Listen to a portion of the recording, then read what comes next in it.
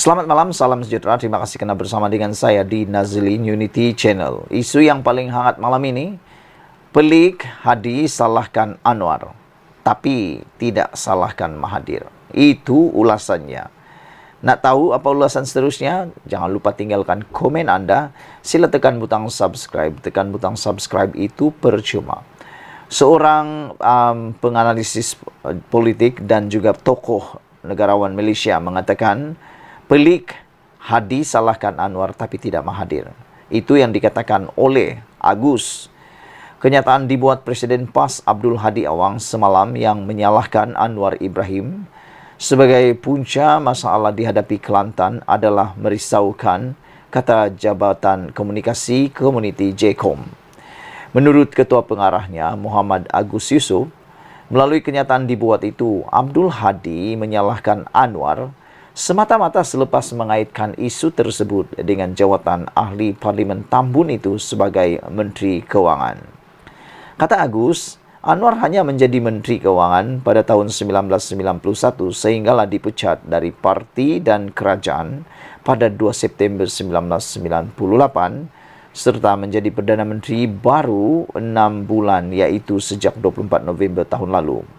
Tapi yang peliknya, kenapa Presiden PAS tidak mempersalahkan Dr. Mahathir Mohamad yang menjadi bos kepada Anwar pada tahun 1991? Mengapa tidak dipersalahkan juga Menteri Keuangan sebelum dan selepas Anwar pada tahun 1998? Katanya dalam kenyataan yang dimuat naik di media sosial hari ini.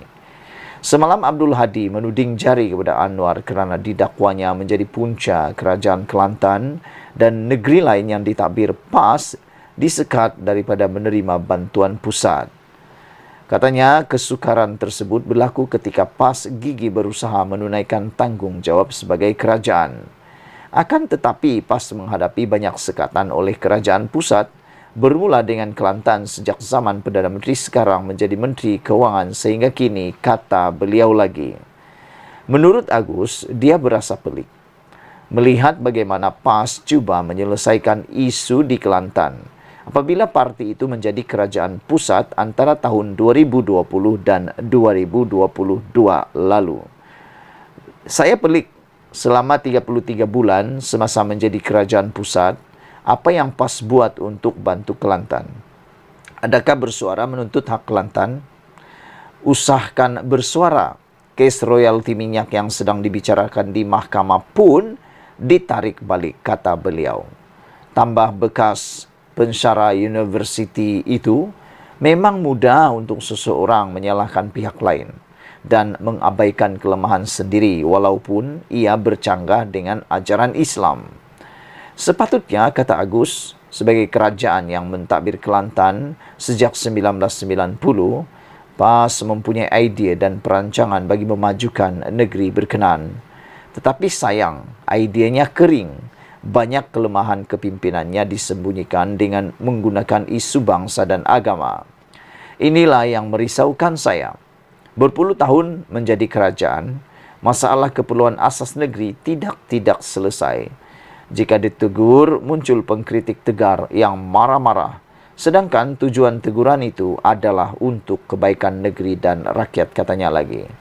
Justru, Agus menyeru anak muda dan rakyat Kelantan, termasuk yang ada di negeri lain, agar mencari kaedah bagi memajukan kampung halaman mereka. Penyelesaiannya mudah.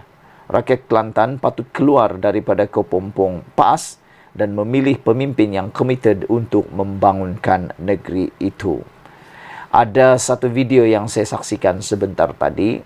Beliau kata, anak-anak muda ataupun orang-orang di Kelantan yang kerja di Selangor dan juga di Johor, mereka kata Kelantan tak perlu maju, tapi mereka cari pekerjaan di Selangor dan di Johor. Mereka menikmati kemajuan di Selangor dan di Johor, tetapi memilih untuk membiarkan saja Kelantan tetap tak maju-maju lagi, tak dapat bersaing dengan Selangor dan Johor. Mereka menikmati di negeri lain, tapi negeri sendiri masih lagi tak maju-maju. Sekian dulu untuk kali ini. Jangan lupa tinggalkan komen Anda, sila tekan butang subscribe. Kita jumpa lagi. Bye-bye. Selamat malam, salam sejahtera. Terima kasih karena bersama dengan saya di Nazilin Unity Channel. Malam ini satu lagi keputusan yang paling luar biasa disampaikan oleh Anwar Ibrahim, Perdana Menteri kita yang sekarang ini. Menjelang PRN 6 buah negeri yang diadakan tak lama lagi, ini keputusan yang diumumkan oleh Anwar yang benar-benar mencungkil fikiran kita, mencungkil buah hati kita, dan paling penting, membuka minda kita. Ini apabila Anwar Ibrahim kata, dan saya sendiri setuju dengan apa yang dikata oleh Anwar Ibrahim ini, yaitu jangan mengundi tanpa berfikir. Bercakap tentang mengundi, ramai orang di Malaysia ini mengundi tanpa berfikir. Mereka kebanyakannya menggunakan emosi. Ada juga yang paling teruk adalah menggunakan pengaruh yang luar tanpa memikirkan pengaruh-pengaruh yang sepatutnya. Antaranya ialah kekayaan, uang, pangkat dan sebagainya. Mereka ingat apa yang mereka dapat dalam masa pilihan raya dan kempen itu mereka akan dapat. Dan ada juga yang terpengaruh dengan janji-janji manis para calon. Apabila mereka dapat janji manis, mereka sangka apa yang dicakap itu betul. Dan akhirnya mereka mengundilah tanpa menggunakan fikiran. Jadi saya sangat setuju apabila Perdana Menteri kita Anwar Ibrahim menyarankan dan menyeru, mencabar semua rakyat Malaysia supaya kali ini mengundilah dengan guna fikiran. Jangan guna emosi, apalagi dengan menggunakan sentimen semata-mata. Kerana ada orang yang kebanyakannya pandai bercakap tapi tak pernah membawa apa-apa kemajuan, perubahan kepada diri ataupun tempat mereka. Golongan muda tidak boleh menjadikan hak sebagai pengundi di negara ini dengan memberikan undi tanpa berfikir dan menilai kesannya kepada mereka, kata Datuk Seri Anwar Ibrahim. Perdana Menteri berkata, sebagai golongan yang bakal memimpin negara pada suatu masa nanti, anak muda perlu mempunyai nilai dan dalam idealisme termasuk dalam percakapan dan amalan. Jelasnya, tindakan menggunakan hak mengundi tanpa mengambil kira kesan kepada masa hadapan hanya akan menyebabkan kerugian apabila pihak yang melakukan penyelewengan dipilih menjadi pemimpin. Inilah yang paling menakutkan kita. Apabila pengundi tanpa mengambil kira kesan pada masa hadapan akan menyebabkan kerugian negara apabila pihak yang melakukan penyelewengan dipilih menjadi pemimpin. Saya tertarik apabila Anwar Ibrahim kata, semua perkara dia pernah dituduh, pernah digelar dan beliau sanggup menghadapi semuanya itu. Tapi ada satu-satunya gelaran yang tak pernah Anwar dapat lagi, yang sudah diperoleh oleh pelbagai orang dan pelbagai bekas-bekas menteri dan Perdana Menteri, yaitu pencuri uang, pensakau atau perompak wang negara, kata Anwar Ibrahim. Menambah lanjut, Anwar Ibrahim kata, anak muda kena ada nilai dan idealisme. Bukan anak muda yang mempertahankan penyelewengan. Orang yang ada nilai tidak melakukan penindasan dan pemerasan, kata beliau. Apa juga tindakan yang diambil anak muda, termasuk dalam kuasa politik, kena fikir dahulu. Saya nanti nak kerja mana? Gaji berapa?